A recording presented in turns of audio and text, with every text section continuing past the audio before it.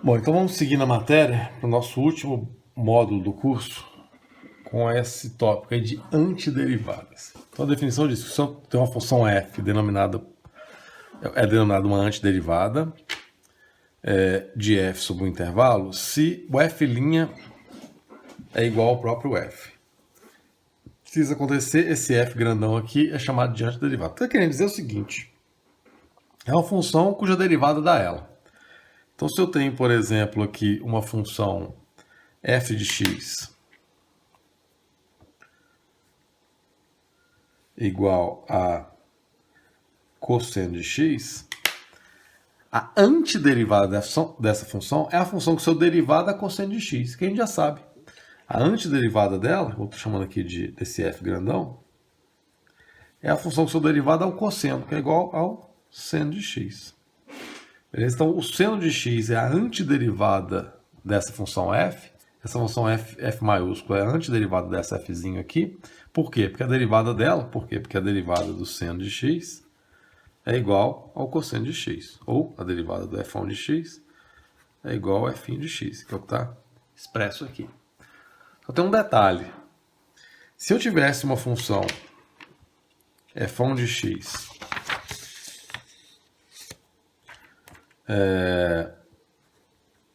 igual a seno de x mais 5, quem que seria a derivada dela? A derivada de seno de x mais essa constante 5 seria cosseno de x. Então daria a mesma antiderivada aqui.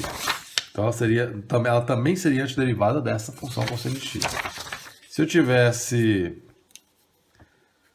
seno de x mais 15, a antiderivada, ela também seria antiderivada da mesma função. A derivada aqui vai ficar cosseno de x, ou seja,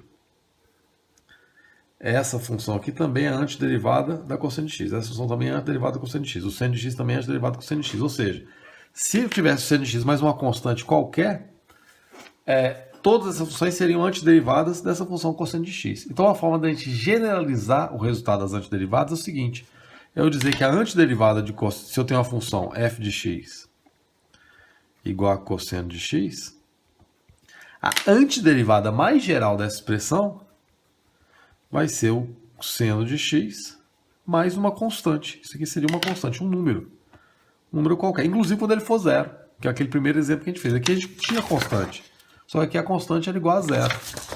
Então vai ser seno de x mais uma constante.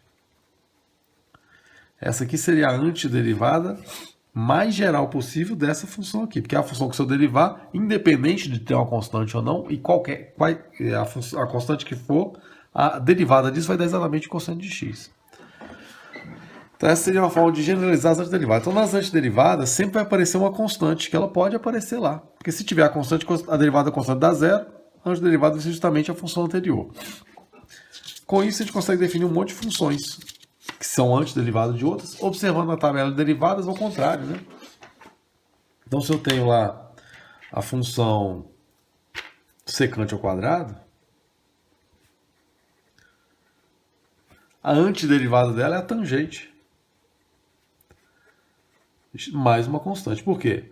Porque se você derivar tangente de x mais uma constante,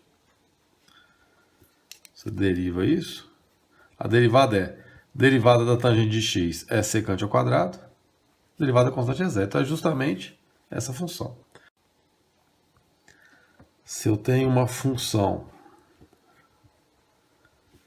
1 sobre 1 mais x2, a função que seu derivada é essa, a gente sabe, né?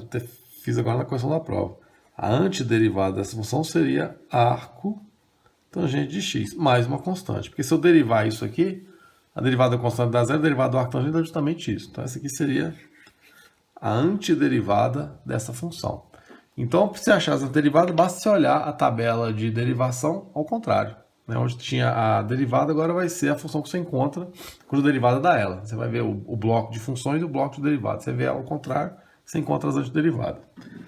E a gente vai precisar de algumas regrinhas aí para a gente poder antiderivar. Né? Se eu tenho lá a função e de x, a função que seu derivado é o próprio e de x, é o e de x. mais uma constante. A constante pode ser generalizada, porque se eu derivo isso aqui, a derivada da constante dá zero, a derivada de x da própria é de x. Então essa função aqui é a antiderivada dessa aqui.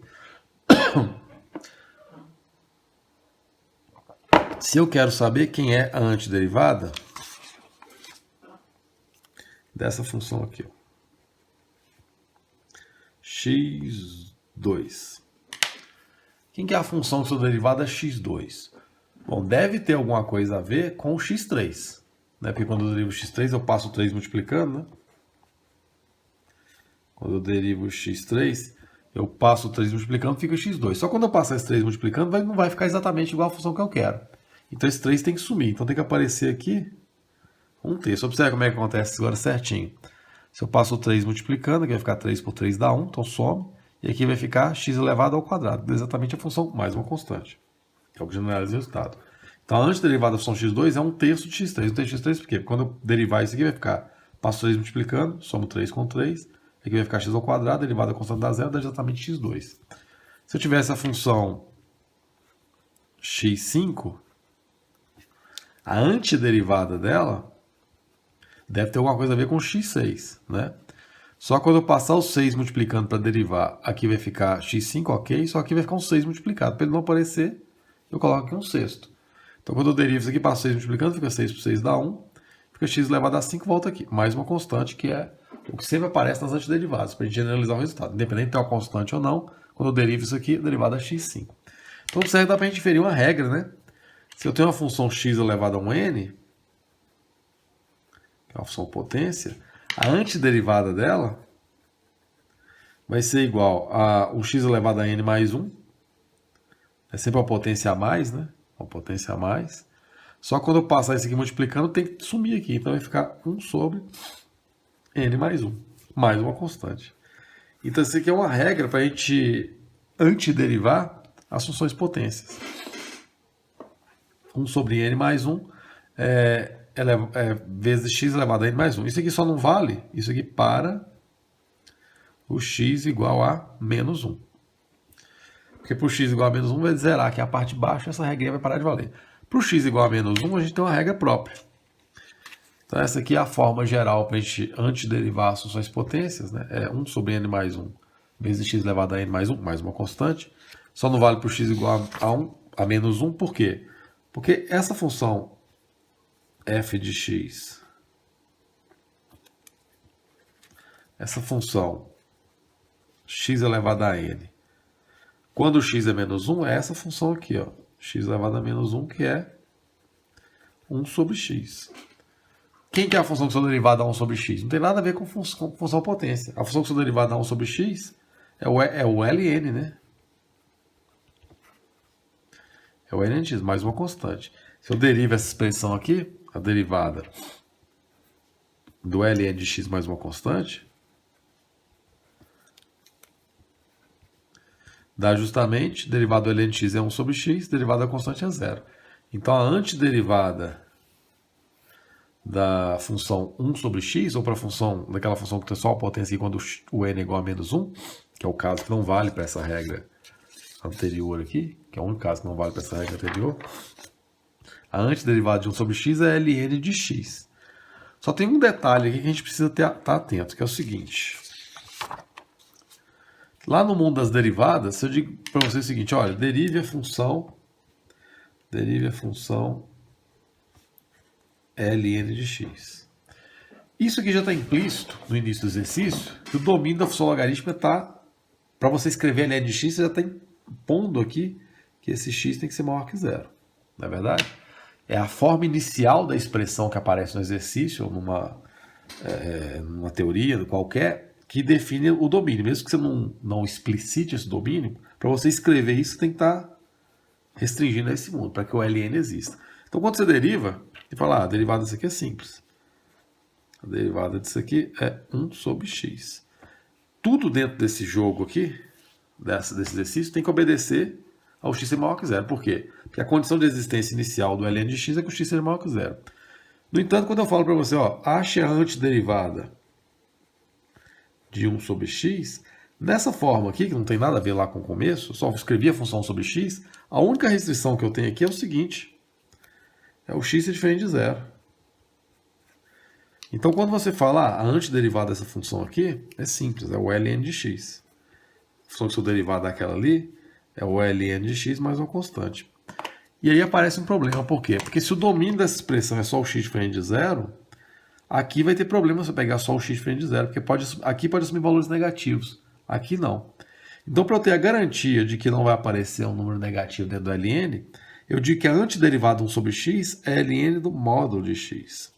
Por quê? Porque a restrição inicial dessa expressão aqui não é o x maior que zero, é só o x diferente de zero. E aí, para não ter problema de você considerar valores menores que zero, que aqui não teria problema nenhum na função inicial, mas aqui teria, a antiderivada 1 sobre x é definida assim. Então, se você tem a função 1 sobre x, você tem a função 1 sobre x, é definido a sua antiderivada como ln do módulo de x mais c. Então, quando a gente for fazer a antiderivada dessa função 1 sobre x, sempre tem que aparecer aquele módulo para isso, para garantir de que o domínio da expressão inteira vai ser válido. Essa seria a forma mais geral da antiderivada da função 1 sobre x. A derivada da soma é a soma das derivadas. Na antiderivada é a mesma coisa, né? Se eu quero antiderivar a soma de funções, se eu quero achar a antiderivada disso, a antiderivada vai ser a soma das antiderivadas. Vai ser a função que seu derivado dá isso, mais a função que seu derivado é isso. Vai ser esse termo aqui, vai ser a antiderivada, se a derivada dessa expressão e a derivada dessa derem aquelas lá. Então, se eu tenho a antiderivada da soma, é a soma das antiderivadas e da subtração também. Então, com isso, a gente consegue fazer os exercícios. Aquelas expressões que eu olho o contrário da tabela derivada e com a soma das subtrações serem a derivada, ou seja, o produto e o quociente não valem. Vai ter que ter regras próprias para o produto e quociente, exatamente como tem lá no mundo da derivação. Bom, então vamos encontrar a antiderivada de algumas funções. Quero saber quem é a antiderivada dessa função. Quem é a função que se eu derivar dá essa aqui? Bom, então vamos pensar aqui. Eu tenho aquela regra, né, que se eu tenho uma função f de x igual a um x elevado a um n, a antiderivada, a função que se eu derivar dá ela, é 1 sobre n mais 1 vezes x elevado a n mais 1 mais uma constante. Essa seria a antiderivada. Essa função que se eu derivar dá essa aqui. Bom, aqui quando eu tenho constantes multiplicadas, lá na derivação também acontece isso, né? A antiderivada, deixa eu fazer a antiderivada de azul. A antiderivada vai ficar igual a 6 vezes a antiderivada dessa expressão usando essa regra. Aqui é x elevado a 1, né? Então vou usar essa regra aqui, vai ficar 1 sobre 1 mais 1 vezes x elevado a 1 mais 1. Só usei essa regra. Mais uma constante, vou chamar aqui de constante C1. Mais, aqui eu tenho um 12, vai ficar 12 vezes x elevado a 2, vai ficar 1 sobre 2 mais 1, um n mais 1, vezes x elevado a 2 mais 1, mais uma outra constante, chamar de constante C2. Então, resolvendo isso aqui, a antiderivada daquela função vai ficar igual a 6 vezes 1 sobre 2, x elevado ao quadrado, mais uma constante 1, gerada dessa primeira expressão aqui, dessa primeira antiderivada, mais 12 vezes 1 terço, vezes x elevado a 3, mais uma constante C2. Eu posso simplificar esse 6 com esse 2, vai ficar 3. Posso simplificar esse 12 com esse 3, vai ficar 4. E a antiderivada vai ficar igual a 3x2, mais uma constante 1, mais 4x3, mais uma constante 2. Como essa constante ela é um número qualquer, eu até posso somar ela uma com a outra, ou seja, C igual a C1 mais C2. É uma constante qualquer. A derivada disso aqui vai dar zero, a derivada disso aqui vai dar zero, a derivada do C também vai dar zero. É só para generalizar o resultado. Então, se eu chamar esse C1 mais esse C2 de C, a antiderivada mais geral vai ficar igual a 3x2 mais 4x3 mais C. Percebam que sempre que a gente for derivar uma soma, subtração, expressões mais complexas, cada termo desse vai gerar uma constante. Cada termo vai gerar uma constante. Que no final a gente vai juntar tudo numa constante única, que ela serve só para generalizar o resultado. Então a gente pode definir aqui que toda vez que eu estiver fazendo uma antiderivada, eu posso derivar sem me preocupar muito com a constante, no final eu somo uma constante, mais uma constante para poder generalizar o resultado. Então essa aqui é a antiderivada dessa função. A vantagem da antiderivada é o seguinte, se você quiser verificar se fez certo, basta você derivar para ver se dá a resposta correta. Se eu derivo essa expressão aqui, ó, 3x2 mais 4x3 mais c, olha como é que fica a derivada. Passo 2 multiplicando, vai ficar 6x. Passo 3 multiplicando, vai ficar 12x2. Derivado do c dá zero. Então, é exatamente a expressão que a gente tinha no começo.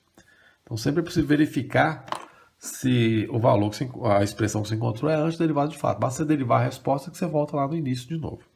Lembrando que cada expressão vai gerar uma constante que você vai somar no final as constantes e gerar uma constante só, para poder generalizar o resultado. Então, pode só colocar no final a resposta, ou colocar pelo menos uma constante única no final da derivação. Esse foi o primeiro exemplo. Segundo exemplo. Quero achar a antiderivada dessa expressão. Eu posso lembrar que esse 1 aqui é como se tivesse um x elevado a zero aqui, né? Para a gente poder usar aquela regrinha. Para a gente poder usar essa regrinha aqui, ó. Aquela constante 1 é como se tivesse um x elevado a zero. Olha como é que vai ficar a aplicação daquela regra. Então, se eu vou achar a antiderivada, aqui vai ficar 1 vezes, né? Não precisava nem escrever. 1 sobre 0 mais 1, se a gente usar aquela regrinha do n mais 1, vezes x elevado a 0 mais 1, mais 1 sobre 4 quintos mais 1, x elevado a 4 quintos mais 1. Eu vou colocar só uma constante única para esses dois termos, mais c. Essa aí seria a antiderivada. Percebe que a gente vai fazer isso aqui sempre, né? A gente vai ver o que acontece.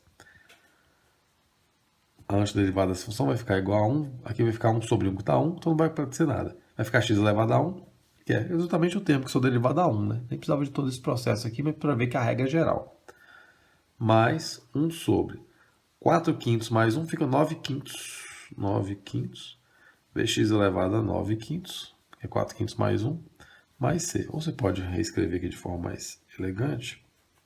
X mais, conserva de se multiplicando de baixo invertido, 5 nonos, de x elevado a 9 quintos mais c. Essa é a função que se você derivar, dá isso aqui. Então, aquela regra geral para toda expressão de potência, inclusive quando eu tenho a constante. A constante é como se fosse algo assim. Você pode aplicar a regra. Na verdade, vai aparecer só um x quando tiver a constante, né? Multiplicando a constante. Que ficou 1 vezes o x, que sou derivado a 1. Então, essa é a antiderivada da função. Essa expressão aí. Tem algumas funções que vai ser interessante se a gente mexer nela antes de aplicar a antiderivada. Como a gente tem aquela regrinha da potência, e aqui eu tenho um produto, eu tenho que lembrar, a derivada do produto não é o produto dos derivados. A gente tinha a regra do produto para derivar. E para antiderivar também, a gente vai ter regras próprias. A mesma coisa acontece com quociente. Você não pode só achar a antiderivada de cima e dividir pela antiderivada de baixo, porque não é assim que a gente acha a derivada, né? A derivação, lembre que a gente tinha uma regra do quociente, que era uma regra própria. E o produto é a mesma coisa. Mas antes de antiderivar, eu posso reescrever essas funções assim. Aqui é x elevado a meio. X elevado a meio vezes 6 fica 6 vezes x elevado a meio, que é o raiz de x. Mais 5 vezes, multiplicando aqui, fica x elevado a meio vezes x elevado a 1, fica x elevado a 3 meios. E nessa forma aí, eu aplico aquela regra. A função vai ficar igual a 6 vezes 1 sobre meio mais 1, x elevado a meio mais 1, mais 5 vezes 1 sobre 3 meios mais 1, vx elevado a 3 meios mais 1. Vou colocar uma constante única aqui para generalizar meu resultado. Tá aí a antiderivada da expressão, eu posso agora arrumar.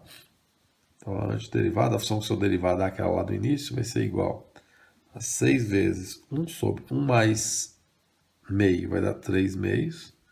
X elevado a 3 meios, mais 5 vezes 1 sobre 5 meios, que é 3 meios mais 1, vx elevado a 5 meios, mais c. Ou a antiderivada vai ficar 6 vezes 2 terços, né? Conserva de cima multiplica pelo de baixo invertido, vx elevado a 3 meios, mais 5 vezes 2 quintos, vx elevado a 5 meios, mais c. Ou, melhor ainda, multiplicar aqui vai ficar 12 por 3. Eu até posso cortar aqui com 3, vai ficar 2 e 2, 4.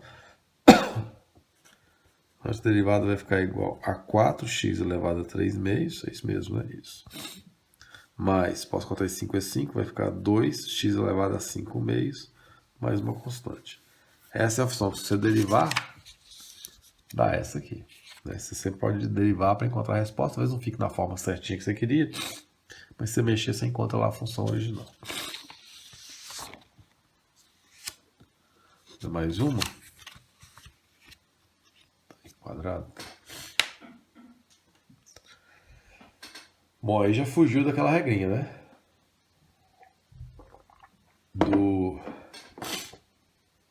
Da aplicação da potência. Aqui eu tenho até uma expressão potencial, mas está dentro de uma raiz. Como é que ficaria essa? Bom, observe o seguinte, eu posso pensar nessa função que é 4 vezes 1 sobre raiz de 1 menos x2. E eu tenho uma função lá na tabela de derivadas, cuja derivada dá 1 sobre raiz de 1 menos x2. É justamente a função arcosseno, né? Não sei se vocês lembram lá. A derivada do arcosseno de x é justamente 1 sobre raiz de 1 menos x2. Consequentemente, para achar aqui a antiderivada, isso aqui vai ficar justamente 4 vezes a função que seu derivado dá isso, que é justamente o arcosseno, mais uma constante. Então essa é a função que seu derivar vai dar isso aqui. Por quê? Porque a derivada do arcosseno é justamente essa expressão aqui.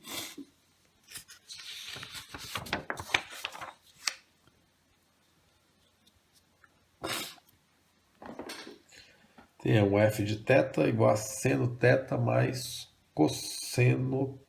cossecante de θ ao quadrado. Bom, vamos lembrar. Qual seria a função que seu derivar dá seno de θ? Não é o cosseno, né? Porque se eu pegar aqui o cosseno,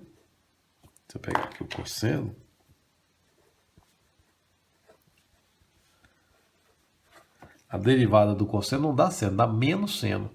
Então, se eu coloco um menos aqui, olha o que acontece. A derivada do cosseno dá menos seno com esse menos mais. Então, fica seno. Exatamente a derivada dessa expressão é justamente menos cosseno de θ.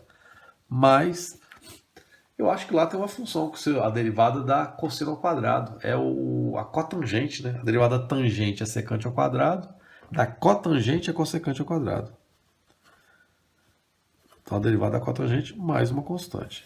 Essa é a função que se eu derivar, exatamente essa. A derivada do menos cosseno dá seno, da cotangente dá cossecante ao quadrado. Observem essa, eu tenho um quociente. Lembrando, assim como na derivada, a derivada do quociente não é a derivada de cima sobre a derivada de baixo, tem uma regra, que é a regra do quociente. A antiderivada é a mesma coisa, vai ter regras próprias para a gente poder achar a antiderivada. Nesse caso aqui, a gente pode fugir desse quociente dividindo essa soma, né? Posso escrever essa função como 1 sobre x2 mais x sobre x2. Em que eu ainda posso simplificar aqui, esse termo com esse. Então, aí a antiderivada, aliás, pode até escrever a função ainda assim, ó. A função vai ficar igual a 1 sobre x2, que é x elevado a menos 2, para a gente colocar naquela forma que usa a fórmulazinha do n, mais 1 sobre x. Essa é a função que eu quero achar antiderivada. É a mesma função, só que reescrita. Dessa forma aqui a gente identifica como é que vai antiderivar ela. A antiderivada da função vai ficar 1 sobre o expoente mais 1, x elevado ao expoente mais 1, mais a função que seu derivado dá 1 sobre x é justamente o ln, por causa daquela questão do domínio, eu tenho que colocar um módulo aqui, de módulo de x, mais uma constante. Estou arrumando aqui. Isso aqui vai ficar 1 sobre.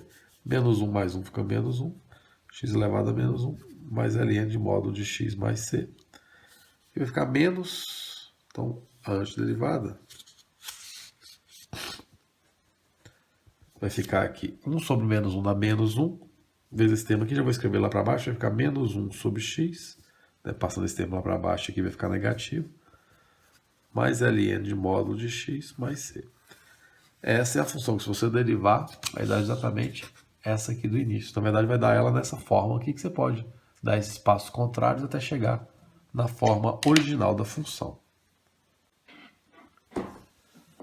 Bom, nessa aí, eu quero reconstruir uma função completa em que eu tenha algumas condições iniciais dadas.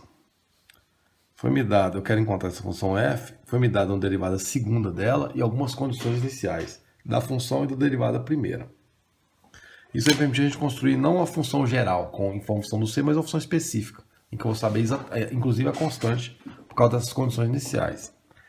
Então vamos achar aqui, se eu tenho que voltar lá na função, se eu tenho a derivada segunda, para eu achar a derivada primeira, eu posso antiderivar a derivada segunda. Eu vou encontrar a derivada primeira. Então a derivada primeira dessa função vai ser a antiderivada disso aqui. Vai ser a função que sou derivada a ela. Então a função que sou derivada a seno é o menos cosseno. Derivada do cosseno dá menos seno com menos que é mais seno. E a função que sou derivada a cosseno é o seno. Seno de θ. Mais uma constante. Vou chamar a constante C1, já que vai gerar mais constantes. Bom, eu tenho aí a derivada primeira e eu consigo encontrar quem é essa constante. Por quê? Porque eu tenho essa condição inicial aqui. Ó. Daqui, eu tenho aqui a derivada primeira aplicada no zero, tem que dar 4. Ou a derivada primeira que vai ficar menos cosseno de zero mais seno de zero. Isso aqui vai ser mais a constante 1. Isso aqui tem que ser igual a 4. Cosseno de zero é 1, então vai ficar menos 1. Isso aqui vai ficar igual a menos 1 mais 0 mais a constante 1 igual a 4. Ou essa constante 1 vai ficar igual a 5. Passa esse 1 para cá com o sinal trocado. Então eu tenho essa constante 1. Então a minha derivada primeira totalmente recomposta, não vai ficar em função de uma constante para generalizar o resultado, já que eu tenho uma condição inicial, vai ser igual a menos cosseno de θ mais seno de θ mais 5. Essa é a minha derivada primeira da função. A função original vai ser a antiderivada da derivada primeira. Então, a minha função original, o f de θ, vai ser a antiderivada disso. A função que sou derivada a menos cosseno vai ser a função menos seno, né? Menos seno de θ. Porque a derivada do seno dá cosseno, com menos aqui fica menos cosseno. Mais a função que se eu derivar vai dar seno é o menos cosseno, então é menos. Menos cosseno, porque a derivada do cosseno dá menos seno vai ficar mais. A derivada do seno dá cosseno com menos fica menos, tá? Então aqui é menos. E a antiderivada do 5θ, da função que se eu derivar dá 5θ, dá 5 é 5θ. Porque se fosse a derivada do 5x dá 5, a derivada do 5θ dá 5. Então se eu antiderivar isso aqui vai dar 5θ. Mais uma constante 2. Então essa aí seria a minha função. É menos seno, menos cosseno, mais 5θ, mais 100. Porque se eu derivar isso aqui vai ficar o quê? Derivada do seno dá cosseno, com menos aqui fica menos cosseno. Derivada do cosseno dá menos seno, com menos aqui fica mais seno. Derivada do 5θ dá 5, derivada constante dá 0. Exatamente a função que sou derivada é essa. No entanto, eu também tenho uma condição inicial. Eu tenho que o f de 0 é igual a 3. O f de 0 eu posso aplicar aqui, vai ficar menos seno de 0, menos cosseno de 0, mais 5 vezes 0, mais a constante 2, que é igual a 3. Então, seno de 0 vai ficar 0, menos 1, mais 0, mais constante 2 igual a 3. Eu tenho a constante 2 aqui, ó. A constante 2 é igual a 4. Então, com isso, eu consigo reconstruir minha função inteira.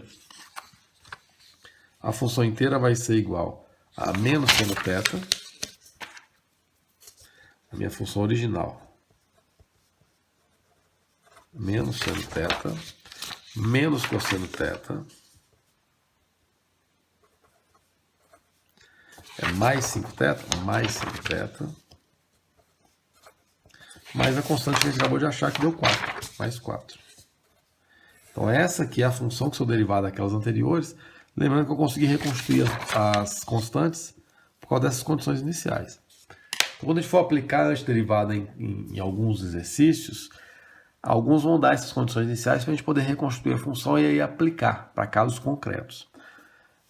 Mas, de um modo geral, você consegue reconstruir a função em função de uma constante geral para generalizar o resultado. Se você tiver condições iniciais, você consegue reconstruir a função inteira, que nesse caso aqui é a antiderivada, a função cuja derivada segunda daí, se tem essas condições iniciais, é essa função aqui. Você pode aplicar em sentido contrário, que você vai encontrar exatamente a derivada segunda foi dada do exercício. Você continua aplicando a partir dessa função aqui original dada. Agora nós vamos seguir nossa construção conceitual aqui do cálculo, mas antes disso eu quero fazer uma uma apresentação aqui para quem não conhece, essa notação sigma, notação somatória, a gente vai precisar, que é uma notação que permite você condensar somas muito grandes. Funciona da seguinte forma. Ela é notação sigma ou somatória porque ela é feita usando a letra sigma do grego, que é assim, né, que indica uma soma, indica ali um S maiúsculo no grego. E ela funciona da seguinte forma. Se eu escrevo algo assim, ó,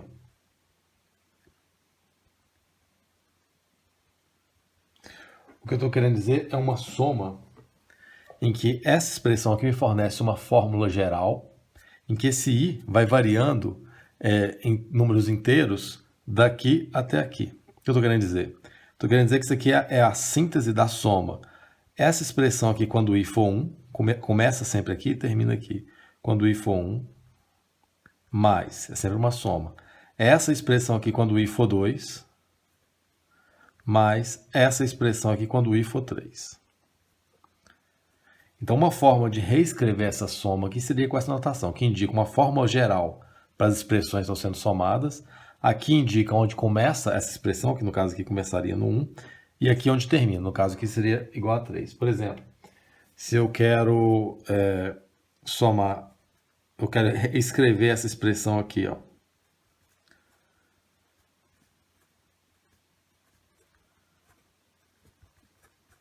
Dois ao quadrado, mais 2 ao cubo, mais 2 à quarta, mais 2 à quinta, mais 2 à sexta. Eu posso condensar isso numa única notação da seguinte forma. Eu preciso de uma forma geral para as expressões sendo somadas. Percebam que o 2 aqui é sempre a mesma coisa. Então, é sempre o 2 elevado a um número que vai variando de 1 em 1. No caso que eu vou colocar, então, o 2 elevado a i. Começando com o i igual a 2 e terminando com o i igual a 6. Então, isso aqui é uma forma de condensar, de sistematizar essa soma aqui, de um modo mais prático, para a gente operar com somas cada vez maiores. Para a gente poder expressar somas grandes em um símbolo só. Né? Se eu tenho algo assim...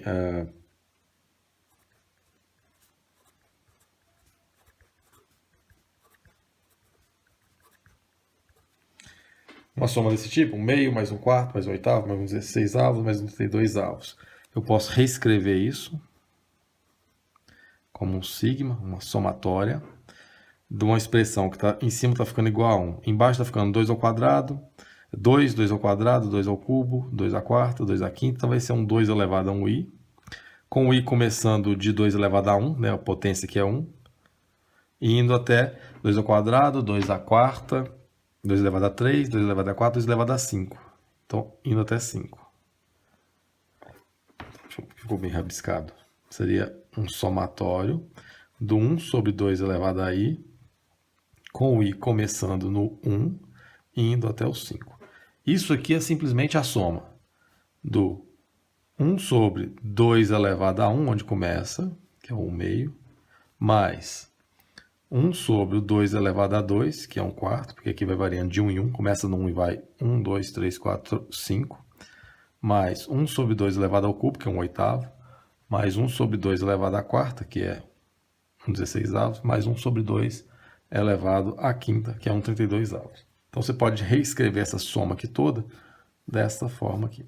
E essa é a notação somatória, a notação sigma, que a gente vai precisar para a aula de hoje. A gente vai precisar condensar somas grandes em expressões desse tipo aqui para ver o segundo conceito fundamental do cálculo, no caso aqui do cálculo integral. A gente viu o cálculo diferencial lá com as derivadas, agora vamos ver o cálculo integral.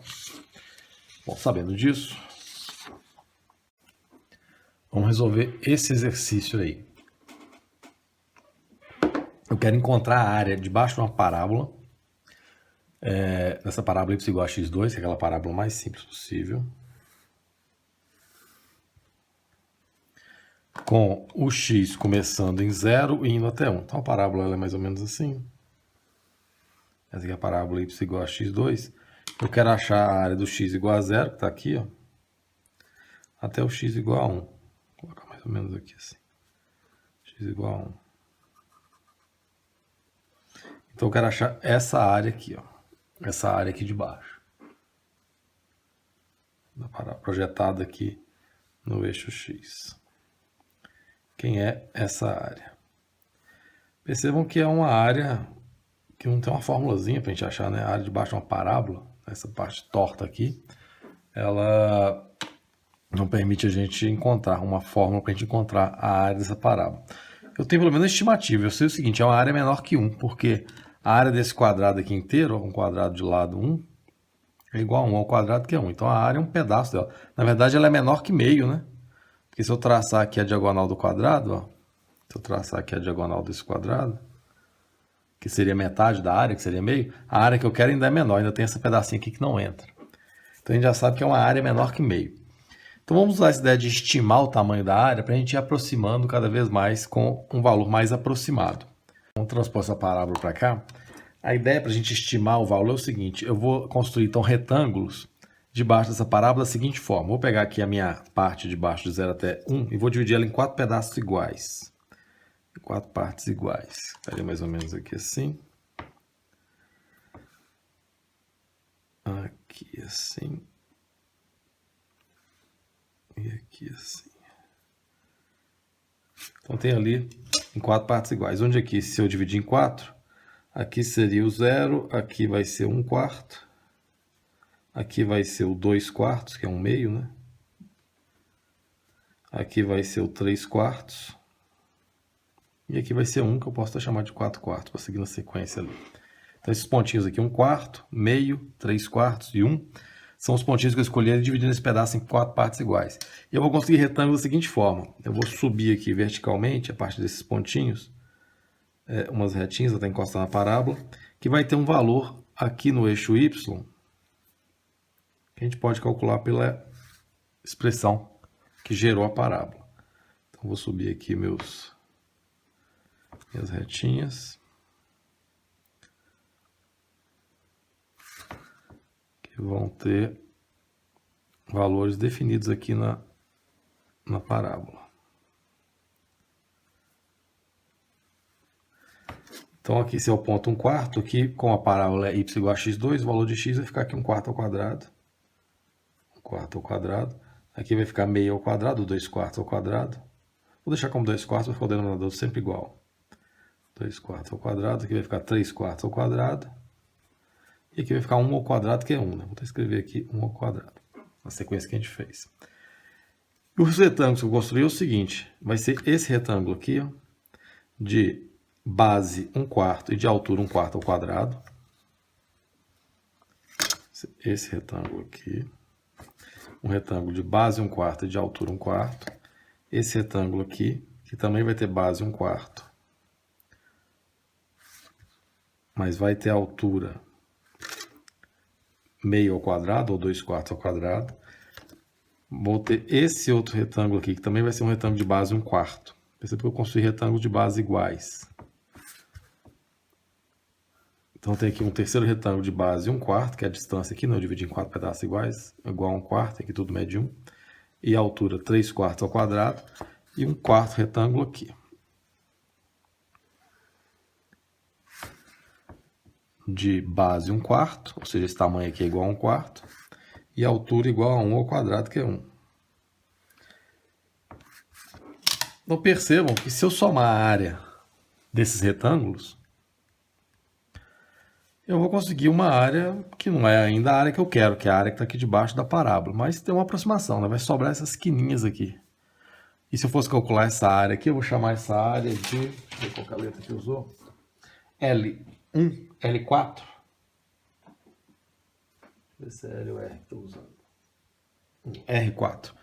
Então eu vou dizer o seguinte, que R4, que é a soma desses 4 retângulos, seria igual a área desse retângulo, que é um retângulo de base 1/4, vezes a altura, que é 1/4 ao quadrado, mais o segundo retângulo é um retângulo de base 1/4, e a altura 2/4 ao quadrado, ou meio ao quadrado, mais um retângulo de base 1/4, e a altura 3/4 ao quadrado, está saindo, tá? E o quarto retângulo, um retângulo de base 1/4, que é esse pedacinho aqui, vezes a altura, que é 1 ao quadrado. Vou até escrever aqui ao quadrado para indicar de onde eu estou tirando. Aqui um quadrado saiu. Então essa aqui é uma estimativa, ainda ruim, da área que eu quero. Mas essa aqui é uma soma das áreas desses retângulos. que pode me dar uma estimativa de qual seria a área real desse retângulo. Isso aqui eu já calculei, está dando mais ou menos 0,46875. Então, isso aqui seria uma estimativa. Eu sei que a área que eu quero é menor que essa área que eu encontrei aqui, que é uma área que tem esses retângulos, mas que sobra uma quina para fora da área que eu não quero.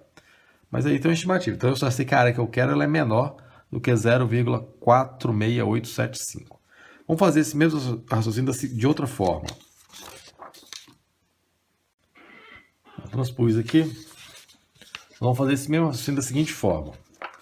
Vou pegar aqui e dividir em 4 partes iguais de novo. Só que ao invés de eu construir esses retângulos sobrando umas quininhas, eu vou construir retângulos de forma que fique faltando. Vou construir uma área menor do que a que eu quero calcular. Como? Eu vou construir o primeiro retângulo aqui no anterior.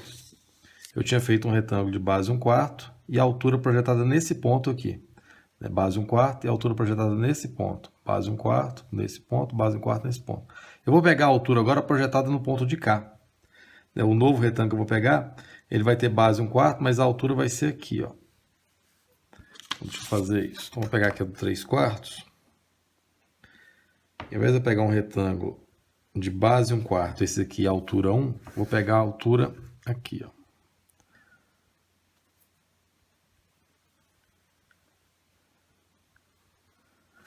A altura que isso aqui vai ser 3/4, isso aqui é 3/4 ao quadrado, que é aplicado 3/4 no x igual a 2. Então, o meu retângulo agora, ao invés dele ultrapassar a área que eu quero, ele vai faltar. Vai sobrar um pedaço ali que não está incluído. O segundo retângulo, então, vai ter base 1/4. Só que a minha altura, ao invés de eu pegar aqui no 3/4, igual no anterior, ao invés de eu pegar o segundo retângulo com a altura baseada aqui no 3/4, daria 3/4 ao quadrado, eu vou pegar a altura aqui, ó, no 2/4. Que vai ser uma altura igual a 2/4 ao quadrado, que é meio ao quadrado, né? Então, meu segundo retângulo vai ser assim. Então, vai ser base 1/4 e altura 2/4 ao quadrado. O meu segundo retângulo, ao invés de eu pegar ele com a base 1/4 e com a altura meio ao quadrado, eu vou pegar a altura aqui, ó, sempre apresentado nesse ponto anterior. Então, a altura vai ser 1/4 ao quadrado. Tá aqui assim.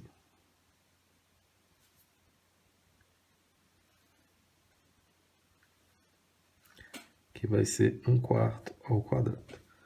E o meu último retângulo, eu vou pegar um retângulo de base 1/4 e de altura 0, já que eu estou pegando nesse ponto anterior. Eu estou pegando as alturas sempre no ponto anterior. No 3/4, que deu 3/4 ao quadrado. O segundo retângulo tem a altura 2/4 ao quadrado. Esse retângulo tem a altura 1/4 ao quadrado. E o último retângulo tem a altura 0. É só esse pedaço aqui, ó. Tem base 1/4 e altura 0. Pode pensar que é um retângulo.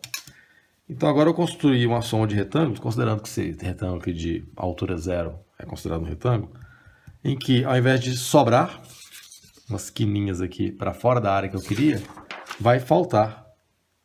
Eu vou chamar aqui essa área de L. Quando estiver sobrando, eu vou chamar de R. Quando estiver faltando, eu vou chamar de L. Vou chamar de L4 para indicar quantos retângulos eu construí. Essa nova soma aqui vai ser o quê? Vai ser um retângulo de base 1/4 e a altura 0, né? Esse primeiro retângulo aqui não teve altura, 0 ao quadrado, mais o segundo de base 1/4 e a altura, nesse caso aqui foi 1/4 ao quadrado, mais o terceiro retângulo de base 1/4 e a altura, nesse caso aqui, foi 2/4 ao quadrado, mais um retângulo de base 1/4 e a altura 3/4 ao quadrado. Então, diferente do anterior, que a altura terminava com 1, esse aqui ele termina com 3/4 ao quadrado. Eu fiz essa continha aqui antes.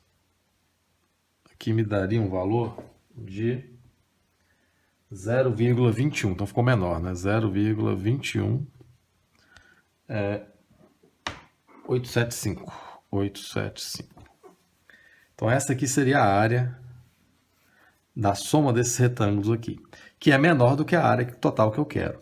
Então, já sei o seguinte, que a área que eu quero, que é a área debaixo dessa parábola, que é essa área aqui, né?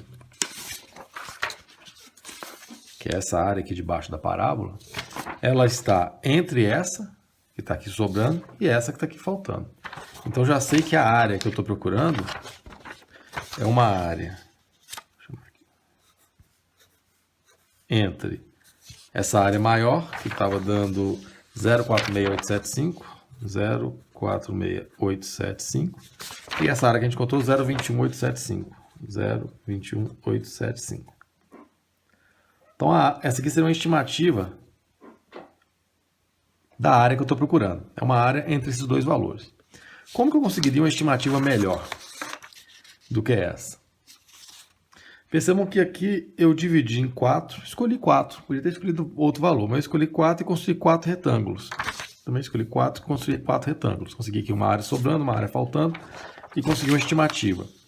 Se eu tivesse dividido isso em mais valores, para eu ter retângulos mais fininhos, a minha aproximação ficaria melhor. Né? Deixa eu fazer um exemplo assim.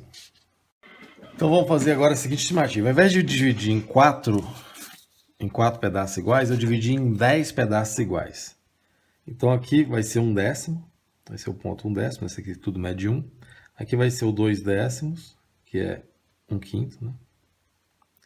Aqui vai ser o 3/10, aqui o 4/10, que é 2/5, aqui o 5/10, que é meio, aqui o 6/10, 7/10, 8/10, 9/10, aqui é 1 que eu posso considerar que é o 10/10. Eu posso simplificar isso aqui como 3/5. Aqui eu posso como 4/5. Tá, são essas frações que eu tenho. E se eu dividir esse pedaço aqui que é de 0 a 1 em 10 pedaços, com 1/10, 2/10, 3/10, até o 10/10, que era 1. Com isso, eu vou construir os meus retângulos. Vou construir primeiro aquele que sobra, em que a altura dos triângulos ele é projetado com o ponto aqui, não com o ponto de cá, né? Tem duas formas. Um que os meus retângulos têm a altura projetada aqui no ponto anterior, e eu tenho que as alturas estão projetadas no ponto posterior. Então o meu primeiro retângulo aqui vai ter a altura 1 ao quadrado, vai ter a altura 1 ao quadrado e vai até lá em cima. Esse é o primeiro retângulo aqui.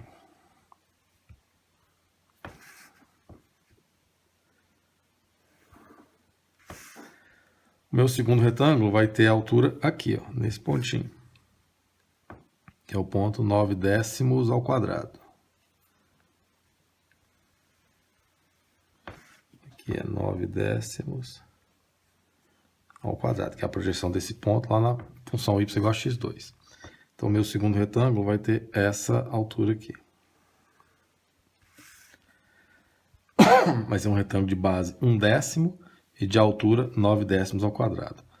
O meu terceiro retângulo vai ter essa altura aqui, 8/10. Então, essa parte que vai até lá em cima, aliás, aqui, né? 8/10 está aqui. Vai ter a altura 8/10 ao quadrado, quer dizer. E a base vai ser 1/10 do mesmo jeito. Então, tem aqui o meu terceiro retângulo. O meu quarto retângulo vai ter a altura 7/10. Está aqui. E vai ter a base 1/10 também. O quarto retângulo vai ter a altura 6/10 ao quadrado. Esqueci de colocar os valores lá. Aqui é o 9/10 ao quadrado. Aqui é o 8/10 ao quadrado. Aqui é o 7/10 ao quadrado. Aqui agora é o 6/10 ao quadrado. E base 1/10 também. O terceiro retângulo vai ter a altura aqui, no 5/10 ao quadrado.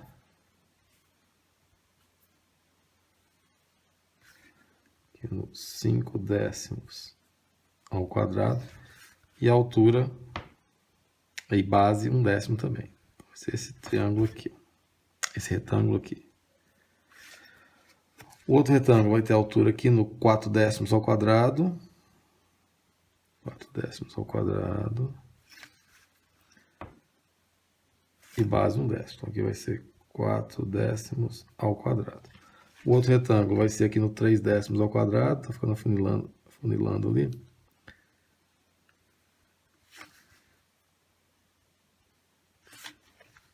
Vai ser esse retângulo aqui, onde esse pontinho aqui é 3/10 ao quadrado. O outro retângulo vai ter a altura 2/10 ao quadrado, que vai estar aqui bem já na beiradinha. Vai ser esse retângulo aqui. E meu último retângulo vai ter a altura 1/10 ao quadrado. Está quase aqui, ó. Encostou aqui na beiradinha da parábola.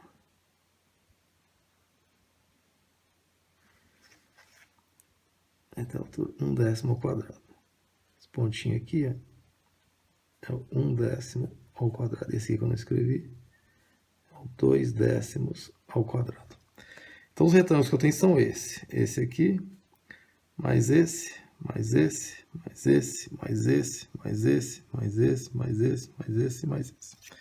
Então quando eu vou fazer aquele R, vou chamar agora de R10, que é aquela área em que sobram umas quininhas aqui, isso aqui vai ficar igual ao primeiro retângulo, que é base 1/10 e a altura 1/10 ao quadrado, mais o segundo retângulo, que é base 1/10 e a altura 2/10 ao quadrado, mais o terceiro retângulo, que é base 1/10 e a altura 3/10 ao quadrado.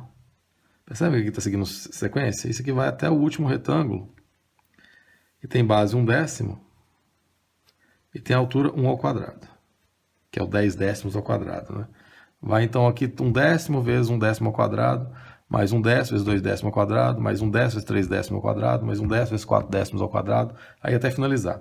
Isso aqui, está calculado aqui, deixa eu olhar, vai dar 0,385. Está aí estimada uma área. Percebem que essa estimativa aqui ela é uma estimativa melhor do que essa? Você vê as quininhas que estão sobrando aqui, elas são menorzinhas do que essas aqui, quando eu dividir só em 4. Eu poderia fazer o mesmo raciocínio aqui, ao invés de pegar a altura do retângulo aqui, igual eu pegasse a altura do retângulo no ponto anterior. A altura do retângulo ficaria aqui, ó. Ficaria esse retângulo. Ou pegando do lado de cá, ficaria esse retângulo. Que seriam retângulos cuja soma ficaria menor do que a área que eu quero. E o último igual a 0.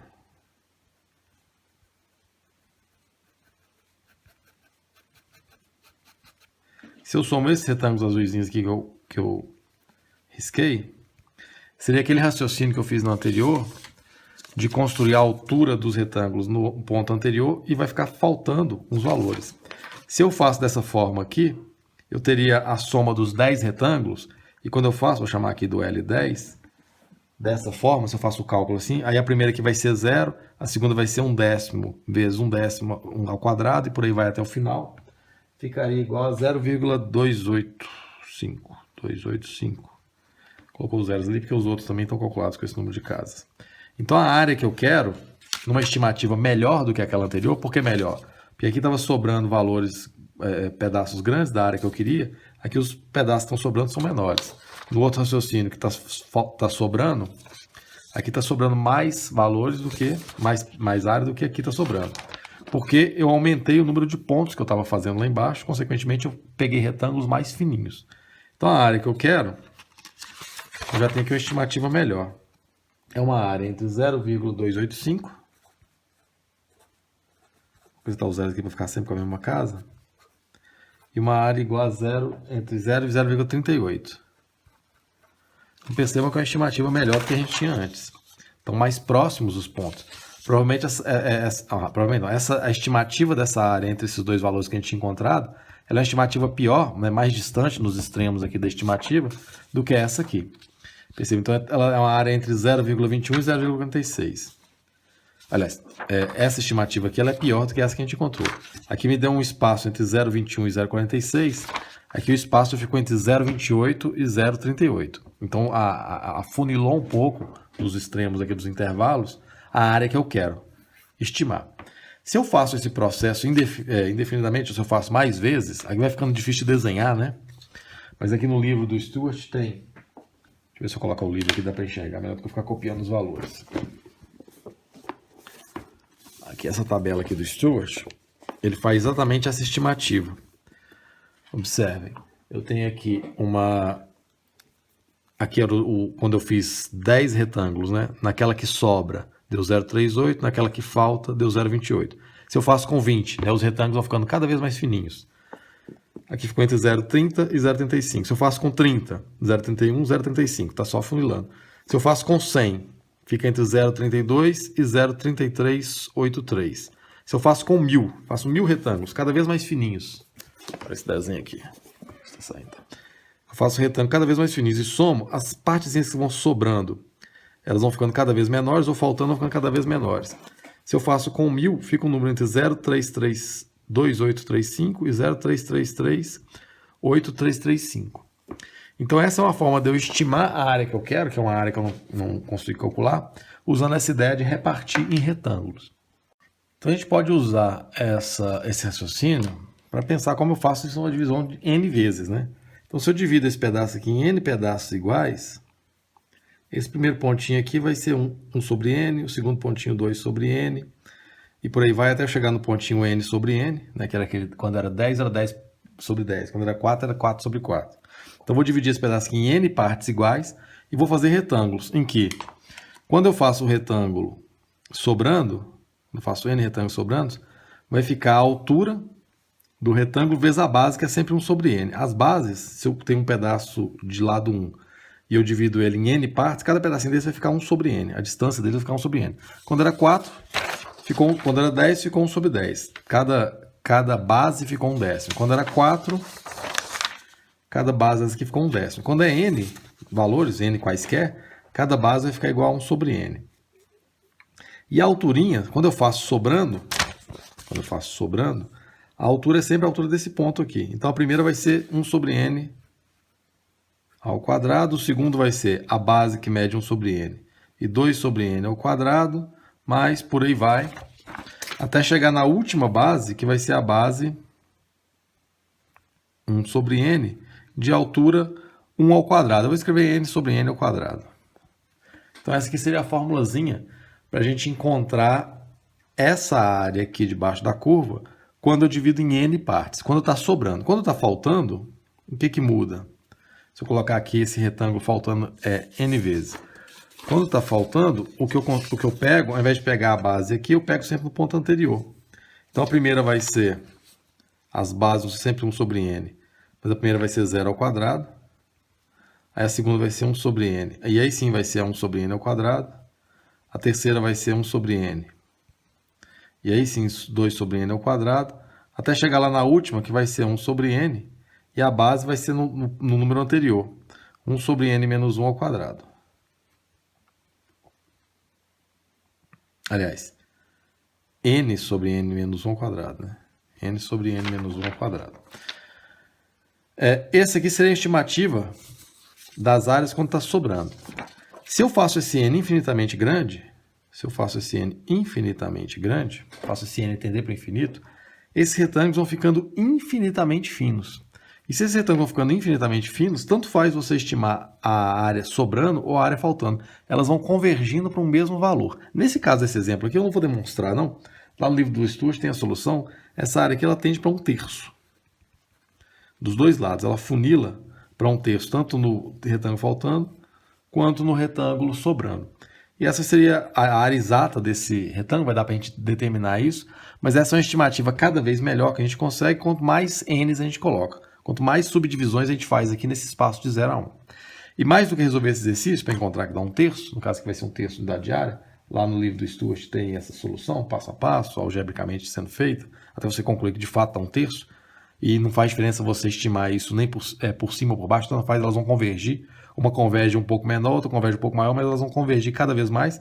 Quando esse n tende ao infinito, tende ao valor 1/3. Mais do que calcular esse exercício aqui, eu quero generalizar essa ideia de você dividir uma área sobre uma curva em um monte de retângulos que ficam cada vez mais finos para você encontrar a área de fato debaixo da curva. Vamos fazer isso para um caso geral. Uma forma de a gente estimar essa área, como esses dois valores convergem para o mesmo ponto, né? Esse aqui quando eu coloquei 4, deu 0,46, aqui deu 0,21, seria calcular uma média aritmética entre esses dois valores, né? Você vai encontrar aqui uma área estimada. Ao passo, quando você pegar no infinito, isso fica tão próximo, que a peça aritmética vai tender para o mesmo valor, no caso do exercício 1/3. Vamos usar essa ideia que a gente fez, agora que a gente usou para determinar, pelo menos para intuir como é que faz para calcular a área de uma figura daquela, uma figura geral, uma figura y igual a f de x, que eu desenhei aqui aleatoriamente, compreendida aqui entre A e B. A ideia é o seguinte, eu vou dividir essa base aqui em n pedaços, né, em n pontos aqui em x. Vou pegar aqui valores aleatórios em n pontos. Ponto aqui, um ponto aqui, um ponto aqui, um ponto aqui, um ponto aqui, por aí vai, até um ponto lá. Vou chamar esse ponto aqui de ponto x1, esse aqui de ponto x2, esse aqui de ponto x3, x4, x5, por aí vai. Vou chamar esse início aqui de ponto x0 e esse último aqui de ponto xn. Isso aqui vai até lá no meio, vai ter um ponto, sei lá, um ponto xi, um ponto geral xi. Vou chamar esse aqui então ponto de xi menos 1, anterior a ele. Isso vai caminhar até chegar lá no ponto xn menos 1, até chegar no ponto xn, que é o B. Então eu divido essa minha base aqui em n pedaços iguais. Aí esse n aqui vai determinar quantos são. Se são 10, vão ser 10. São 20, vão ser 20. Aí os retângulos vão ficando mais fininhos. E posso fazer esses retângulos da seguinte forma. Vou fazer naquele primeiro modelo, em que a gente pega as alturas dos retângulos aqui, na frente, o ponto posterior. Então, meu primeiro retângulo seria aqui no x1, a projeção disso lá na função, a altura dele, a base seria uma base desse valor aqui que eu dividi essa parte de A até B em n partes, então cada pedacinho desse vai ser esse pedaço aqui todo. Esse pedaço aqui todo mede B menos A. Então ele mede B menos A. Dividido por quanto? Por quantos pontos eu fiz? Dividido por n. Então cada pedacinho desse mede B menos A sobre n. B menos A sobre n. Quando era 10, era 1 sobre 10, porque o pedaço media 1, né? Era o B menos A dava 1. Quando era 4, o pedaço ficava igual de 1/4 e 1/4. Quando é n de A até B, vai ser esse pedaço aqui que mede B menos A, dividido por n partes. Então, esse aqui eu vou chamar de ΔX. São os espacinhos que estão aqui entre cada ponto desse. Então, esse aqui vai medir ΔX, esse aqui vai medir ΔX, ΔX por aí vai, esse pedaço aqui vai medir ΔX. ΔX é esse espaço aqui, ó, entre um ponto anterior e um posterior. Então, todos aqui vão ter essa mesma base, ΔX. Vou projetar aqui a altura do meu primeiro retângulo, lá na minha função. Então, o meu retângulo vai ser um retângulo de base ΔX e a altura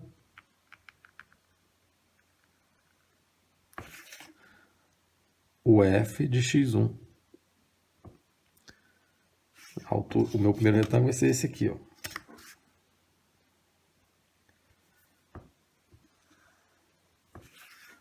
No caso aqui começou sobrando.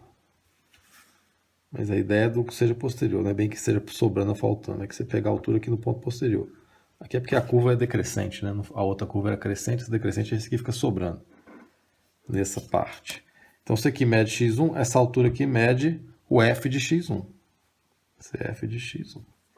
Então, meu primeiro retângulo vai ser ΔX vezes a altura que é o f de x1. Então, meu retângulo R1 aqui, se eu fosse fazer o meu Rn, o primeiro retângulo seria um retângulo de base ΔX vezes a altura, que é f de x1 ao quadrado. Aliás, f de x1, não tem ao quadrado aqui não. Seria a base ΔX vezes a altura f de x1, que é esse pedaço aqui. O meu segundo retângulo seria uma base ΔX também, só que a altura estaria aqui, ó. A altura seria o f do x2. Escapou. F x2. Tem um ponto aqui quase em cima. Ó. Esse retângulo aqui. Esse pontinho aqui é o f de x2. Esse valor aqui é substituído na função, que eu não sei quem é. Estou só generalizando o resultado. Então, minha segunda área ficaria o ΔX vezes o f do x2. Para generalizar esse resultado, eu vou pegar o ponto geral. Ao invés de pegar x1, x2, x3, eu vou pegar esse ponto que está aqui no meio. Esse ponto é fx e fx menos 1. Eu estou pegando a altura posterior. Então, eu estou pegando a altura aqui. Ó. A altura do meu iésimo retângulo, que está lá no meio da função, um ponto geral da função, ele vai ter uma altura f de xi, esse ponto aqui é o ponto xi, um ponto lá no meio, entre x0 e xn. Então, a minha altura aqui vai ser o f de xi. E o meu retângulo vai ser esse aqui, o meu iésimo retângulo. Você vai ter n retângulos, esse aqui é o meu iésimo retângulo, vai ter essa forma aqui. Então, lá no meu iésimo retângulo, quando estiver somando, vai ser um retângulo de base ΔX e de altura f de x1, f de xi, quer dizer. E até chegar lá no final, que vai ter um retângulo cuja altura vai ser aqui no xn, vai estar lá no meu... lá na minha função, o f de xn. Xn aqui é o b, né? Aqui vai ser o f do xn. E a base aqui vai ser ΔX. Então, meu último retângulo vai ser assim. Quando a função toda crescendo, sobrou aqui. Esse seria o meu último retângulo. Ok. Então, eu vou somar isso aqui até chegar lá no último retângulo, que é ΔX, vezes o f do xn. Então, essa soma aqui seria aquela soma que a gente fez anteriormente, quando eu pego a altura do retângulo na frente. Né? Às vezes, no outro lá ficou certinho, sobrando e faltando, porque a curva era crescente, né? Então, ficou faltando, sobrando. O negócio é o seguinte, se você pega aqui na frente, a altura, ou você pega no ponto anterior, a altura. São as duas possibilidades. Uma área vai ficar maior, uma área vai ficar menor. E aí você pega a média aritmética entre as duas. Para evitar isso de eu ter que fazer duas vezes, como eu estou fazendo aqui a média aritmética, né, como a gente pode trabalhar quando eu tenho as duas estimativas aqui, quando está faltando, quando eu estou pegando a altura no ponto anterior, ou quando essa aqui que estava sobrando, quando eu estou pegando a altura no ponto posterior, eu podia pegar uma média aritmética entre os dois, eu já vou fazer isso de uma vez só. Ao invés de eu pegar um iésimo retângulo, depois eu vou ter que pegar ele com a altura aqui e fazer uma conta parecida, que vai ficar mais ou menos no mesmo valor, vai convergir para o mesmo valor quando eu pegar um n muito grande, eu vou pegar um ponto aqui no meio, uma média aritmética. Eu vou chamar esse ponto aqui do ponto xi asterisco, ou xi amostral, o ponto amostral. Eu posso usar isso em cada um desses. Porque como esses retângulos vão ficando muito fininhos, muito fininhos, muito fininhos, à medida que eu vou aumentando esse valor de n, os valores aqui extremos vão acabar tendendo para esse. É isso que está acontecendo. Então, para a gente fazer essa conta numa vez só, ao invés de fazer de um jeito e do outro, depois achar a média aritmética para encontrar a área que eu quero, eu já vou pegar um ponto no meio aqui do caminho. Vou chamar aqui esse ponto de ponto x1 amostral, ponto x2 asterisco, x2 amostral, vou marcar ele com asterisco. Aqui vai ter um ponto x3 asterisco, até chegar lá o ponto xn asterisco. Se eu faço o cálculo com esse raciocínio aqui, em que as alturas dos meus retângulos...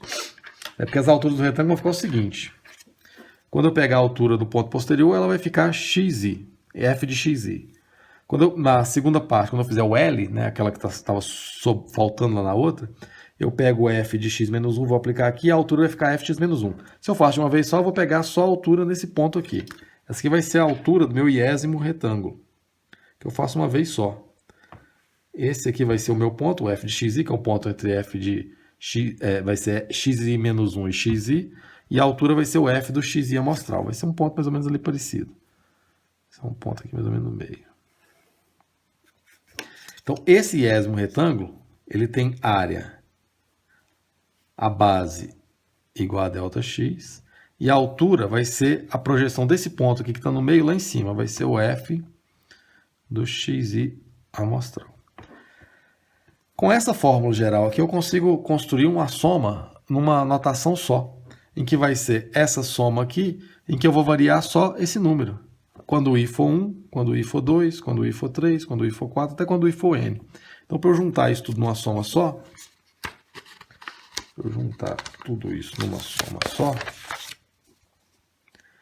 Então a minha forma geral vai ser, eu vou escrever aqui invertido, o ΔX e o fx, não faz diferença nenhuma, para a anotação ali fica melhor. Vai ser a altura dos retângulos, todos os retângulos vai ser um f de um x e asterisco, vezes a base de todos os retângulos, e vou fazer o seguinte somatório. Vai ser o i começando do 1 até o n. Vai ser o i começando do 1 até o n. Olha como é que eu consigo sintetizar essa forma inteira. Então, quando o i for 1, vai ficar f de x1 amostral, vezes ΔX, a primeira área do primeiro retângulo. Né? Pegando aqui os dois juntos, já, a média aritmética dos dois. Segundo retângulo, quando o i for 2, vai ficar o f de x asterisco 2, vezes ΔX, que é a área do segundo retângulo. Quando eu pegar do 3 até o enésimo retângulo, em que eu vou pegar aqui o xn asterisco, o f dele, vezes o ΔX. Então, quando eu somar isso tudo, eu tenho ali minha estimativa de área. De uma forma geral para eu poder expressar essa situação, seria com esse somatório que a gente viu. Isso aqui nada mais é do que o f do x1 amostral, vezes ΔX, mais o f do x2 amostral, o asterisco, vezes ΔX, mais o f do x3, vezes ΔX, e por aí vai. Essa aqui é uma forma de a gente sintetizar essa soma que a gente está fazendo, que nada mais é do que são as alturas dos retângulos vezes a base, ΔX. Isso aqui seria uma estimativa da área debaixo de qualquer curva, se você segue esse procedimento aí. Essa estimativa vai ser tão melhor quanto mais retângulos você fizer. Quanto mais divisões você fizer aqui nessa base, melhor vai ser a sua estimativa, porque o que vai sobrar ou faltar vai ser cada vez menorzinho. Se você faz infinitos retângulos, você faz isso aqui com cada vez mais retângulos, as bases dele vão ficando cada vez mais finas, como se você estivesse somando só filetes aqui dessa área. No infinito, aí deixa de ser uma estimativa, eu consigo exatamente a área que eu quero. Então a área debaixo da curva, de qualquer curva, vai ser, qual que é a operação matemática que permite a gente operar com o infinito? É o limite, né?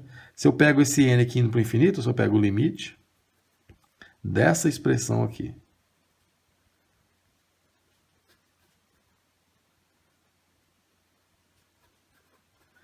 quando o n tende a infinito, ou seja, quando eu estou pegando infinitos retângulos, isso aqui me dá exatamente a área debaixo da curva. Então essa é a operação que me permite calcular a área debaixo de qualquer curva. Como? Dividindo a área debaixo da curva em um monte de retângulozinhos, construídos daquela forma que a gente expressou, e quando eu pego cada vez mais retângulos, quando eu pego esses retângulos indo para o infinito, eles vão ficando infinitamente finos, e quando eu somo a área de todos eles, isso coincide com a área debaixo da curva. Aqueles erros, aquelas quininhas que sobram ou que faltam, elas vão reduzindo até equivaler. A soma da área dos retângulos fica exatamente igual à área debaixo da curva por esse limite. Essa soma que é tão importante no cálculo, ela tem um nome. O cara que descobriu ela, que fez ela pela primeira vez, é a soma de Riemann. E esse limite aqui é tão importante que ele tem um nome também. Isso aqui é chamado de integral definida. Então a integral definida nada mais é do que uma soma infinita. Né? Por isso que é uma soma integral. Você integra todos os valores em um só. Você consegue uma soma que é expressa por essa expressão. O limite no infinito da soma de Riemann me fornece justamente a integral definida. E isso é tão importante que tem uma notação própria, porque essa notação aqui é pouco prática de operar. A gente define a integral definida, que tem um símbolo só para ela, que é um símbolo que é um S esticado assim, de uma função, em que eu indico aqui nesse S onde começa a função, onde termina, que a minha função era de A até B, em que eu vou somar aquelas alturas com retângulos de base ΔX, retângulos de base infinitamente pequenos. Isso aqui nada mais é do que uma sistematização desse limite. Um limite com n indo para o infinito, dessa soma aqui.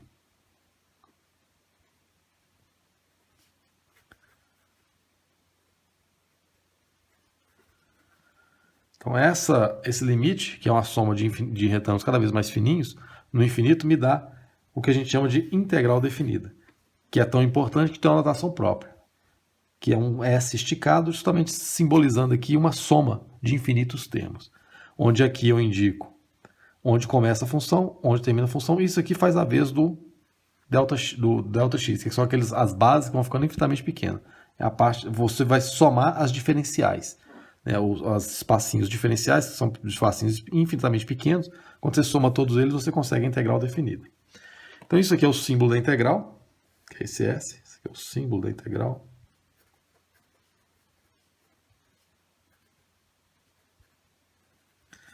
Esse aqui, o A, é o intervalo inferior de integração.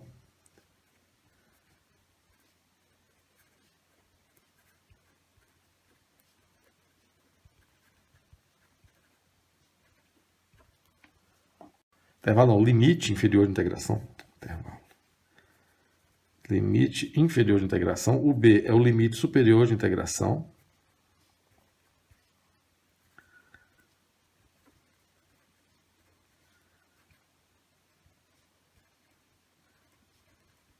O f de x está aqui dentro. A gente chama de integrando.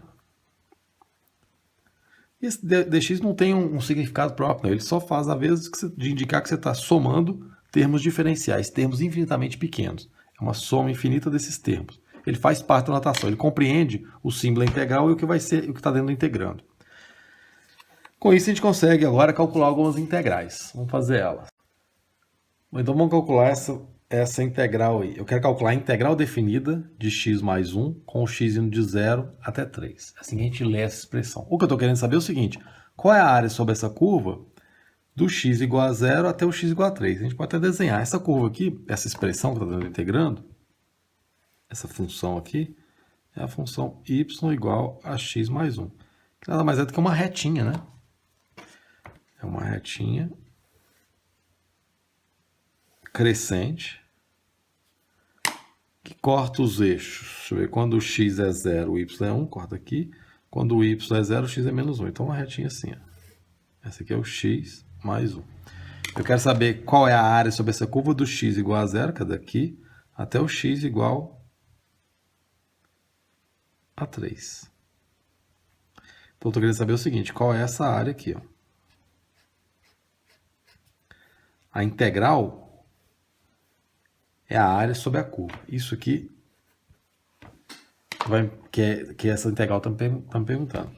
O que eu vou fazer, o que eu poderia fazer aqui é aquela, dividir a área em infinitos retângulos bem fininhos, fazer eles cada vez menores, fazer isso no infinito e encontrar a área. Mas aqui, como é uma área conhecida, um pedaço de um triângulo, eu consigo fazer ela sem precisar de usar aquela estratégia. E, implicitamente seria isso, mas a gente consegue fazer isso de outra forma. E como a área de um triângulo, eu posso calcular, esse aqui corta aqui no menos 1, né? Então eu posso calcular a área desse triângulo todo aqui e subtrair desse triângulo aqui na pontinha. Esse triângulo todo, ele tem a área do triângulo é base vezes a altura dividido por 2. Então vou pegar aqui as alturas, esse pedaço aqui quando o x é igual a 3, o y é igual a 4. Esse pedaço quando o x é igual a 0, o y é igual a 1. Tá. Então esse triângulo todo, ele tem base do menos 1 até o 3, 4, vezes a altura, no caso aqui a altura vai ser 4, estou fazendo esse triângulo aqui, ó, dividido por 2, menos desse triângulozinho que está na ponta aqui, que é um triângulozinho de base 1, vezes a altura que mede 1, dividido por 2. Então a minha integral definida de 0 até 3, do x mais 1 dx, é aquela área de 0 até 3 debaixo dessa função, que vai dar isso aqui. Vai ficar 16 sobre 2 menos 1 sobre 2, que dá 15 sobre 2. Ou 7,5. Então, essa integral definida dá 7,5, que é a área debaixo dessa curva. Então, a integral ela pede por isso. Qual é a área sobre a curva? É isso que está sendo perguntado em última análise. E essa ideia sai dessa ideia, de um limite no infinito da soma de Riemann. Isso aqui vai estar sempre implícito no cálculo das integrais. Vamos fazer mais um exemplo. Quero calcular essa integral aí. A integral de raiz de 1 menos x2 de 0 até 1. Ou, em outras palavras, eu quero saber qual é a área sobre essa curva aqui. Quem que é a curva? A curva y igual a raiz de 1 menos x2 com x começando a 0 e indo até 1. Vamos ver quem que é essa curva aqui. Aqui, se eu elevo ao quadrado dos dois lados, vai ficar y2 igual a 1 menos x2. Se eu passo x2 para lá, fica x2 mais y2 igual a 1. Isso aqui, se você está estudando lá em geometria analítica, isso aqui é a área de uma circunferência, né? Não é uma área, não, é a equação de uma circunferência. Lá em cônica, você já deve ter visto isso. É uma circunferência de centro 0, 0 e de raio 1. Na verdade, ela é só a parte superior, né? Porque se você isolar o y aqui do x, vai ficar mais ou menos essa raiz aqui. Como eu quero só a parte mais, eu quero só o topo da circunferência. Essa curva aqui, então, ela indica o topo de uma circunferência aqui, a parte de cima da circunferência de raio 1. Pega aqui no 1 e no menos 1. Então, essa é a curva. Essa é a curva y igual a raiz de 1 menos x2. A parte de baixo seria se você isolar e deixar o menos, né? Então, essa é a curva. Eu quero do x indo de 0, o x igual a 0 está aqui, até 1. Então, eu quero essa área aqui, debaixo da curva. Do x igual a 0 até o x igual a 1. Que, na verdade, é 1/4 de uma circunferência, né? Então, essa integral aqui vai ficar fácil de calcular. A integral de 0 até 1 de raiz de 1 menos x2 é a área sobre essa curva de x igual a 0 até x igual a 1. Como eu já sei que a área que a função é a parte de cima de uma circunferência, eu encontrei aqui que a área é 1/4 dessa área de circunferência. A área de circunferência de raio 1. A área de circunferência de raio 1 seria πr2, seria π vezes 1 ao quadrado. 1 é o raio da circunferência. Como eu quero 1/4 sobre 4. Essa integral aqui dá π sobre 4. Então, a integral definida é um número, é uma quantidade que significa o quê? Significa a área sob essa curva do x começando aqui e indo até aqui. E esse símbolo é um S esticado que indica uma soma infinita da soma de rima que sai dessa ideia de dividir a área debaixo de uma curva em infinitos retângulos em que ficam cada vez mais fininhos. Quando você somar esses filetes de retângulo, vão dar aqui de base infinitamente pequena, você consegue essa expressão que te dá a área debaixo da curva. Então, essa aqui é a ideia da integral definida, a área sobre a curva daqui até aqui. Na verdade, essa ideia não é muito precisa, não, porque a gente pegou só funções que eram positivas, né? Funções que estavam acima do eixo x. Quando eu tenho uma função negativa, a função que vai lá para baixo do eixo x, acontece o seguinte. Se eu tenho uma função que está aqui assim, ó. Quando eu vou construir um y igual a um f de x, quando eu vou construir meus retângulos, eu projeto isso lá em cima. Qual que é a diferença do anterior? Quando eu pego aqui o meu retângulo de largura ΔX, essa altura vai estar aqui embaixo, vai ser um número negativo, né, que vai ser o f do x1. Quando eu calculo esse pedaço aqui, ó, esse pedaço aqui vezes esse, eu encontro um número negativo. Isso significa que quando você está calculando a integral definida, na verdade ela te dá a área em módulo, mas se a função estiver abaixo do x, ela vai te dar um valor negativo. Claro que tem área negativa, mas você tem um valor da área em módulo, só que negativo, quando a função está embaixo. Então, na verdade, o que a integral definida te fornece é a área sobre a curva, é a área líquida sobre a curva. Isso significa o seguinte, que se a minha função está acima do x, ela me dá a área, e se ela está abaixo, ela me dá menos a área. Se eu pego aqui uma função de a até b, vamos supor que essa parte aqui de cima me dá uma área A1, e essa parte de baixo me dá uma área A2. Eu tenho aqui essa função y igual a f de x compreendidas entre a e b. Se eu calculo a integral definida de a até b dessa função, na verdade eu não vou conseguir a área sobre a curva, porque a área tem uma parte que está acima do eixo x e tem uma parte que está abaixo do eixo x. O que eu consigo é a área sobre a curva, que é a área líquida sobre a curva, que significa o quê? Que é toda a área que está acima menos toda a área que está abaixo. Se estiver só embaixo, vai ficar menos a área que você quer. Se estiver só acima, vai dar a área que você quer. Mas se ela estiver variando de baixo para cima, ela vai me dar a chamada área líquida, que é toda a área que está acima menos toda a área que está abaixo. Então a integral definida não fornece muito bem a área, ela tem que ter cuidado com isso, porque se a função fica negativa em algum ponto, ela me dá a área líquida, que é toda a área que está acima menos toda a área que está abaixo. Inclusive, ela pode dar negativa. Nesse desenho aqui, se a função tivesse obedecendo nesse desenho aqui, essa seria uma área negativa, uma integral definida que dá um número negativo. Por quê? Porque a parte que está acima é menor do que a parte que está abaixo. Então, quando você faz essa continha aqui, isso dá um número negativo. Porque o que você tem é a área líquida. Então, a integral ela te fornece a área líquida sobre a curva, que é toda a área que está acima menos toda a área que está abaixo do intervalo. Se tiver só a área acima, coincide com a área. Se tiver só a área abaixo, você pegar o módulo do valor, coincide com a área. Mas se ela estiver variando, você vai encontrar uma área menos a outra. Vamos fazer um exemplo em que a gente usa essa ideia. Como parecido com o anterior que a gente fez, vamos continuar com as funções que a gente consegue fazer o gráfico. Eu quero encontrar a integral definida da função y igual a x menos 1, da função do integrando aqui. Esse integrando aqui é y igual a x menos 1, que a gente já sabe que é uma reta, do x indo de 0 até 3. Bom, então, quando eu vou determinar a integral, eu estou associando isso a uma área. Quem que é a função x menos 1? Quando x é 0, y é menos 1, então começa aqui embaixo. Quando y é 0, x é 1. Então, uma reta assim. Esse aqui é o x menos 1. Eu quero a área do x igual a 0 até o x igual a 3. X igual a 3. Então, a associação é o seguinte, a projeção disso lá no eixo x é essa área aqui menos essa área aqui. É isso que está sendo calculado ali no exercício. A área líquida seria a área que está acima menos a área que está abaixo. Se eu chamo aqui de A1 e aqui de A2, o que essa integral vai me fornecer vai ser A1 menos A2. Aliás, ao contrário, né? Porque a que está positiva aqui, A2 menos A1. É toda a área que está acima menos toda a área que está abaixo. A2 menos A1. Então, tem que calcular essas áreas. São dois retângulos, né? Dois triângulos. Eu tenho um triângulo aqui de base. Aqui ela vai cortar quando x for igual, quando y for igual a 0 igual a 1. Então, aqui é o ponto 1.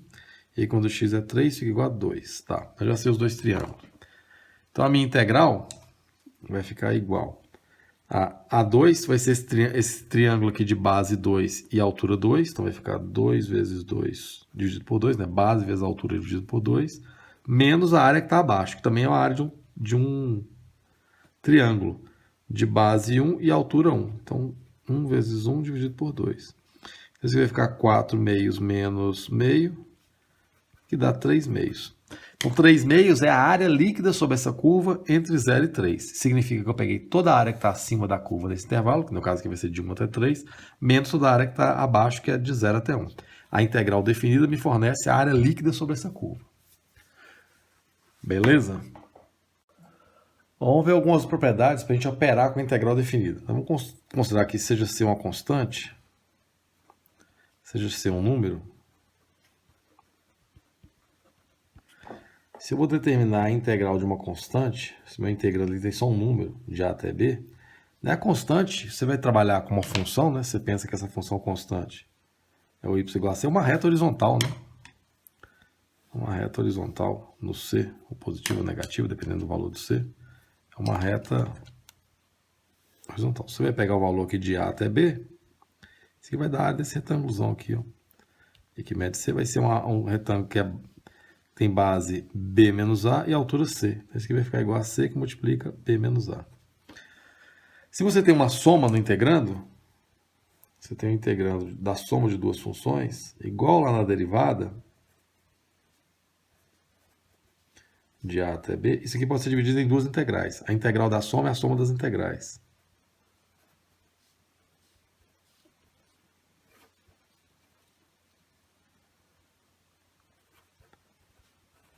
Subtração é a mesma coisa, né? Se fosse a subtração aqui, passaria a ser a subtração das integrais. Se você tem uma constante multiplicando uma função, a integral de uma constante vezes uma função,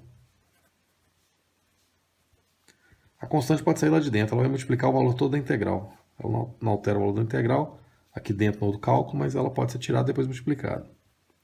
Então, você pode... A soma subtração, a integral da soma da subtração é a soma subtração das integrais. Se tem uma constante dentro do integrando, você pode tirar a constante lá de dentro e fazer só a integral e depois multiplicar pela constante. Deixa eu ver qual outra propriedade operatória. Se você inverte o intervalo de integração.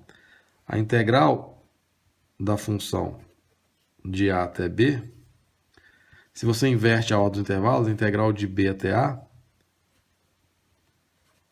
não vai ser igual. Isso aqui é diferente. Se essa aqui dá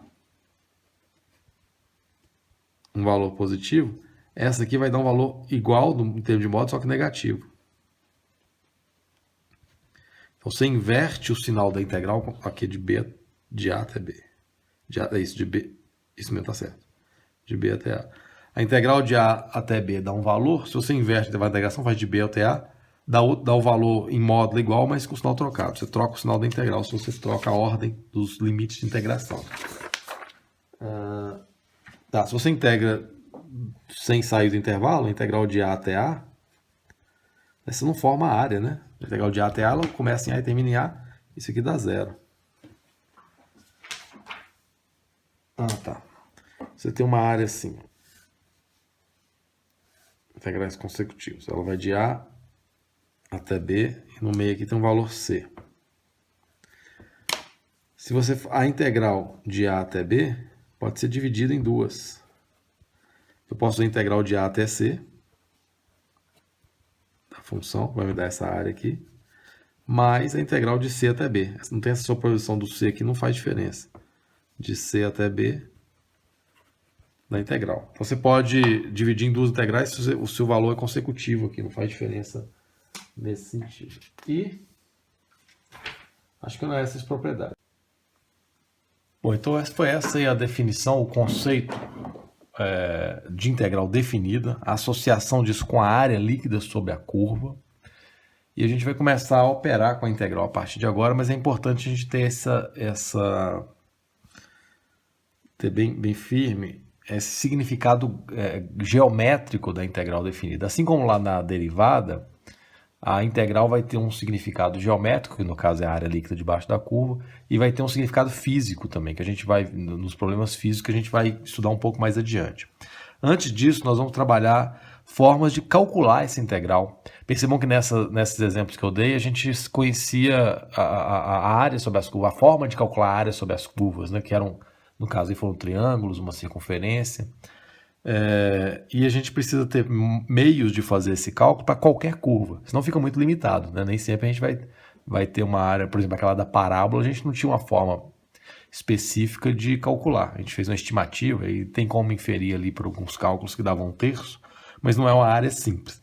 Nós vamos conseguir métodos para a gente calcular as integrais, encontrar essa área líquida sobre a curva, independente de que curva seja, independente da forma que ela tenha. A partir da próxima aula, então, a gente vai falar sobre isso, vamos falar sobre o teorema fundamental do cálculo.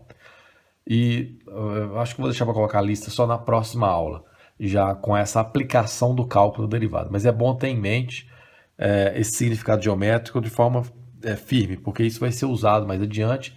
E essa ideia de filetar lá a área debaixo de uma curva, né, de construir infinitos retângulos cada vez mais finos, é uma ideia que vai ser muito usada daqui adiante. O conceito de integral está ligado a isso e é importante ter isso bem fixo, como que essa ideia é usada e o que ela gera do ponto de vista algébrico.